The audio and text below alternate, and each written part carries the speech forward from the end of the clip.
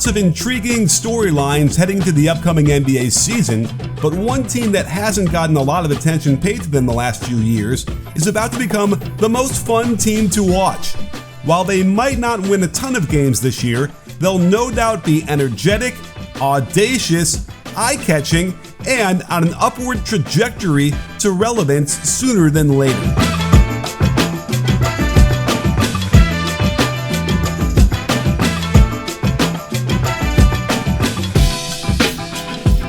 That's right, the Orlando Magic are ready to get on the League Pass alert system, and it all starts with the Rookie of the Year, Paolo Banchero.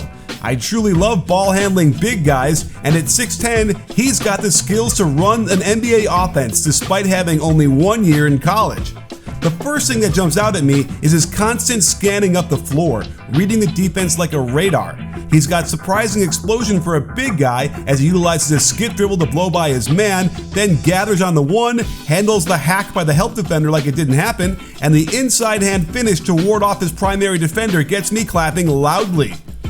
Watch him patiently direct the offense, taking his time to let the play develop before attacking the mismatch with a back down, then hitting the cutter in stride with a gorgeous no-look hook pass. Thank you, sir. May I have another? He already seems perfectly comfortable in an NBA offense as he comes off the pistol action of a pin down into handoff, then a quick ball screen gets him another mismatch with the nifty footwork to spin past the smaller defender for the easy layup. When such a young player hits the league with so much skill so soon, that's what's fun to me, as he's already got a left hand to go in his finishing package. Plus his post game is already very mature. Watch how he attacks on the catch to the baseline, and this guy's got bounce, my friends. The 320-degree spin before the dunk was a nice touch, and indicative of an athletic ability we are going to be surprised by this season. He's capable from behind the arc, although I'm just not sure he'll take a high volume of distance shots, but the mechanics look good. And then there's the passing. My lord, the passing! This guy is a facilitator and at all times is looking to make the pass for a better shot. This hook pass, 40 feet like a laser on time and on target, was incredible. I love how he knows to look for the slip of the screener first before looking to the cutter, and he's got sneaky speed off the dribble, where there'll be no shortage of three-point snipers running to the corners for open looks against teams that don't transition back well enough. And add to this the ability to score in the post by creating space and going to a close-range jumper will serve him well this year, and looking forward to more moves that get him to the free throw line as this aspect of his game continues to develop. I'm sure the Magic organization is very concerned with the bottom line, and it really helps their salary cap by having so many young players on rookie contracts. I imagine they're very afraid to be short on cash in times like these, and you might be in the same situation. Tight on cash while trying to fill up your tank, or a medical bill that keeps appearing in your inbox. Let me introduce you to Dave, a banking app that can help you get up to $500 instantly with extra cash. If you're in a pinch, let Dave help you with that unexpected car repair or a new mic you need for your podcast. There's no interest and no credit check, and I know how even a little relief can go a long way. Download Dave today at dave.com/bball. That's dave.com/bball. Sign up for an extra cash account and get up to $500 instantly. For terms and conditions, go to dave.com/legal. Instant transfer fees apply. Banking provided by Evolve, member FDIC.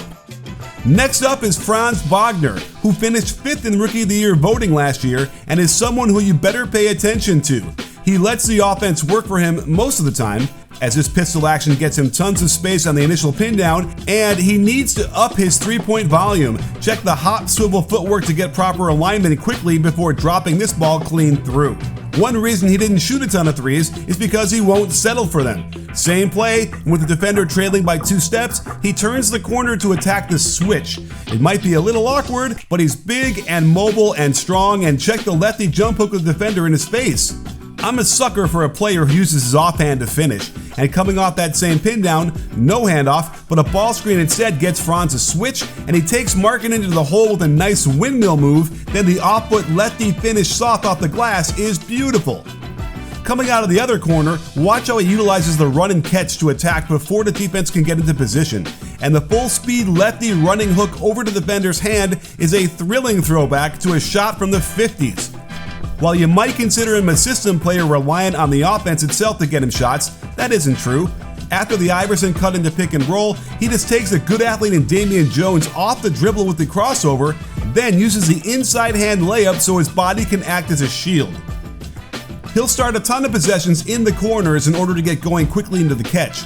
And watch how he wasn't intimidated by Draymond Green on the switch, blowing by him to his left and then finishing with a creative inside hand off the glass. Call me impressed. All of this would be totally fun by itself, but you might be sleeping on Wagner's passing ability. He can be the primary ball handler as well, and at his height can see passes like this that catch the defense off guard.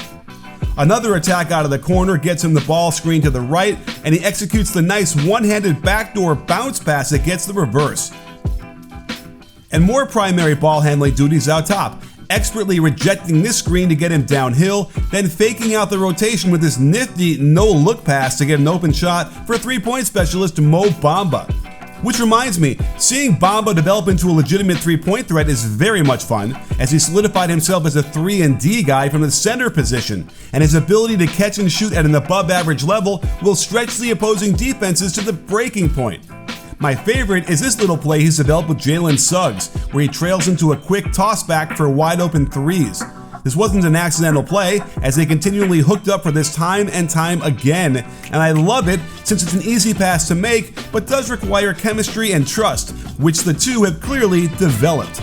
And that brings me to Jalen Suggs, who struggled mightily to adjust to the NBA, as evidenced by his lack of efficiency, but there is plenty of evidence that it's just a matter of time until he catches up. His willingness to lay it all out with supreme effort would get any coach off his chair cheering, and he does have bounce that he's not afraid to use every chance he gets, even if it risks major injury. A team that has some dominant ball handlers already needs guys who are willing to cut into space, and this is athletic creativity as he catches and plants at the same time, bicycle kicking his way to a nice floater off the glass before the defense can even react. And make no mistake, this guy's athleticism is elite, knifing through a small window to absorb the contact, float for a second, and then finish softly on the way down over a second defender's contest. Fun! And prepare yourself for him to make a serious defensive play to force a turnover, and then be one of the first down the court to generate a great look for the Magic, whether it be for himself or a teammate, where his passing has a chance to shine. When you factor in willing passers like Paolo, Franz, and then Jalen, this team should inspire more cutting to get open, since those cutters will know they'll get the ball if they're open. And as we all know, more cutting equals more fun. The last player I want to spotlight is Markelle Fultz. Considering what he's gone through in his young career already, it's easy to root for this guy, and he did very nicely in the 18 games he played in to finish off last season.